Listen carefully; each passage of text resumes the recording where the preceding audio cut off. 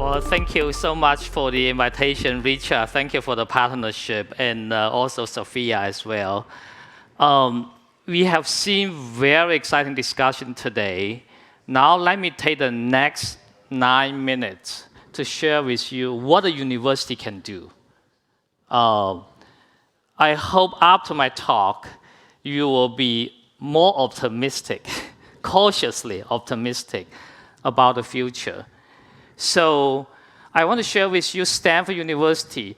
For the past 20 years, we have been working on clean energy transition with the support starting from 4 big companies, ExxonMobil, GE, Toyota, and Schlumberger, and transition into the Institute of Energy. We set up the vision that is sustainable, affordable, secure energy for all. Every single word is very important. With nowadays Ukraine-Russia war going, secure really stand out. And also for all is actually one of the focal points for today's discussion, ESG. You look back, you say, wow, it's for all. And well, we have seen the commitment from the countries, from Fortune 500 companies, and Stanford is setting out a new school of sustainability to address this challenge. Let me share with you how we organize our act together. At Stanford, we have this intellectual asset, about 300 faculty members, 1,000 students working on energy, ranging from science, engineering, technology, to economics and policy. Some of the familiar faces you have seen in the top row right there, they are previous US government cabinet members. They are actually Stanford faculty, working very hard towards clean energy transition. And also, well, how do we really solve this problem? There's not a single department, not a single school can address this challenge. Stanford recognized big challenge, require us to organize all the expertise together, from science, engineering, to law school, to business school, to our Hoover Institute, and also our national lab together. So Precourt Institute is set up in a way to cross-cut throughout the whole university. So we can bring people together, break the intellectual boundary to really solve these problems. And I also very excited to share with you, 2 weeks ago, we just announced the Stanford's new school named after John and Doe, called Doe School of Sustainability. Also, we announced the founding dean, Professor Arun Majumdar. There will be 9 new departments to be set up. There will be about 150 faculty members to be going into the new school. I'm helping to set up the Energy Science Engineering Department at this moment. Our initial roster just get approved by Board of Trustees. It's very exciting, superstar roster right there. So Precourt Institute right now is trying to help building up this whole new school. Let me highlight that green bar over there.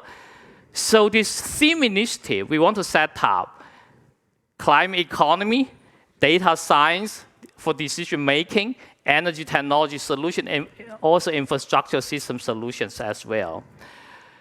So within the institute and the whole Stanford University, how do we organize to interface with industry, interface the interaction with investors, with communities? Let's look at where the carbon really coming from.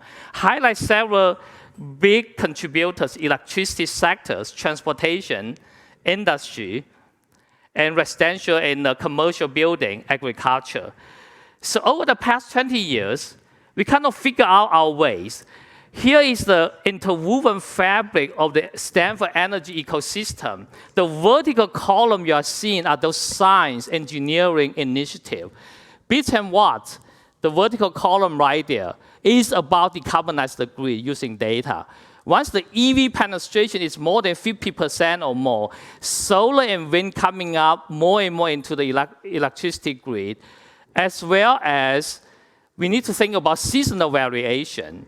So using data to really plan for the future electrical grid is so important. So we launched that 5 years ago. Storage X is about making batteries for electrical transportation, having the long duration storage to integrate solar and wind even more, 80% or more into the electrical grid. And also natural gas initiative we set up 5 years ago, utilizing the natural gas without emitting carbon.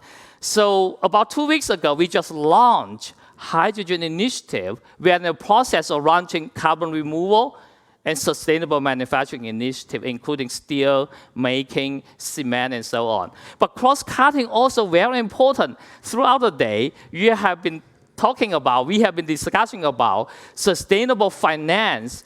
We set up this initiative several years ago, policy, education, external communication, and also using data and AI to plan for the future energy system, also integrate social justice, environmental justice together with energy.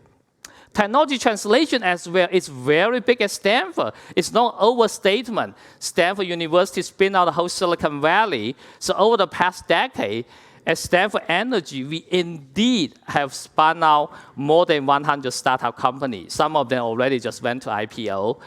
And social environmental justice and also global engagement will be important as well.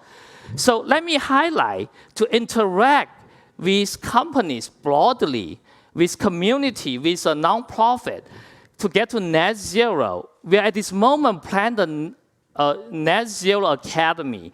For the reason, how do you get to scope 1, 2, and 3 altogether, particularly scope 3, is not clear. How do we conduct emission measurement and accounting? How do you plan the best practices across the entire value chain? So we are organizing our science, engineering, business, and law school all together, try to answer these questions. And let me also highlight in this event, is part of the global engagement. At Stanford right here, we have a mechanism throughout our global energy dialogues, so I won't have time to go into detail, as well as a global energy forum. Just to advertise, November 1st to 3rd is our global energy forum event. It's going to be very, very, very exciting, bring a lot of expertise together. And at last, let me put my professor hat up. As researchers and educators, there are 3 things I really like to do well. First is to do cutting-edge research, which can impact the world. Second is to educate students. They can go out to do very innovative work. The third one is doing technology translation. So over the years, I've been trying to taking the technology from my lab and going to the real world by starting up company. Empress was the first startup I founded. It's a high energy density lithium-ion batteries company. 4C Air is the air filtration remove particle turned out during COVID-19. We have been generating the best facial mask in the world. And we also set up a technology accelerator, taking multiple technology to accelerate at the same time because we don't really have time to address the climate challenge. So I talked to Stanford University, I said, we got to do it faster, let's set up an accelerator. Spin out largest scale energy storage company, our thermal textile, cooling human body, warming human body, that's a life lab. Water filtration, soil cleanup, and green building materials. So with that, I'll just conclude and saying, well, if you look at the university, there's a lot of energy levels right there from faculty, from students. I hope you are optimistic with caution. By working together, we can address the climate change challenge while still having economic growth, addressing the ESG issue. With that, I'll stop. Thank you very much.